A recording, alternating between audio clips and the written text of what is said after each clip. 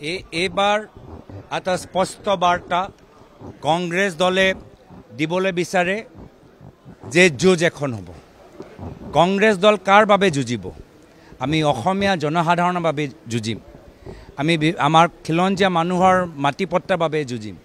আমাৰ বিভিন্ন জনজাতিৰ ভাষা আৰু সংস্কৃতিৰ বাবে যুঁজিম। আমাৰ ধৰ্মীয় সংখ্যালঘুৰ মানুহৰ নিৰাপত্তাৰ বাবে যুঁজিম। আমি ভাষিক সংখ্যালঘুৰ মানুহৰ স্বাভিমানৰ আৱেগৰ বাবে যুঁজিম। আজি প্ৰত্যেক আমাৰ অসমীয়া নাগৰিক যিসকলৰ ওপৰত বৰ্তমান চৰকাৰে অন্যায় আৰু অত্যাচাৰ চলাই আছে, তেখেতৰ মুকলি কণ্ঠৰ বাবে, স্বাধীনতাৰ বাবে কংগ্ৰেছ দল যুঁজিব। আৰু মই ভাবোঁ যে আজিৰ তাৰিখত মাল্লিকাৰ্জুন খাৰ্গে ডাঙৰীয়া, ৰাহুল গান্ধী ডাঙৰীয়া এই দুয়োগৰাকী মহান নেতা আহি অসমৰ জনসাধাৰণক ক'ব, ডৰ মত, ভয় খাব নালাগে, কংগ্ৰেছ দল জনসাধাৰণৰ লগত আছে। আৰু সেইকাৰণে এইটো মুখ্যমন্ত্ৰী হিমন্ত বিশ্ব শৰ্মা ডাঙৰীয়া আজি ভয় কৰিছে।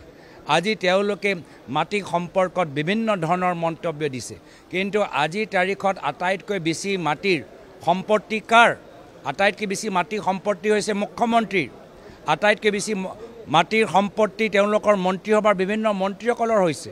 তেওঁলোকে একো মাটি এৰি দিয়া নাই, এটা জিলা তেওঁলোকে এৰি দিয়া নাই। তেওঁলোকে এলিফেণ্ট কৰিডৰ ওপৰত নিজৰ ৰিজৰ্ট বনাইছে, বাগান খুলিছে, হোটেল বনাইছে, তাত একো নাই।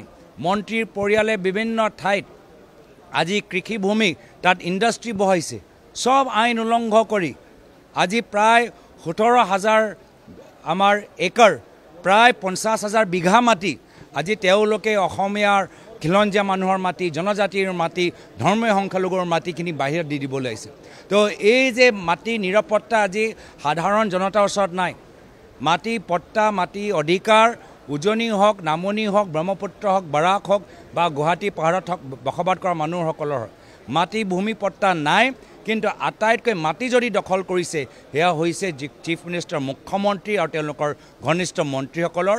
আৰু সেইকাৰণে এই মাটি সুৰক্ষাৰ বাবে, জনজাতিৰ স্বাভিমানৰ বাবে, ভাষিক আৰু ধৰ্মীয় সংখ্যালঘুৰ মানুহৰ নিৰাপত্তাৰ বাবে কংগ্ৰেছ দল এবাৰ ৰণত নামিব, যুঁজ এখন হ'ব।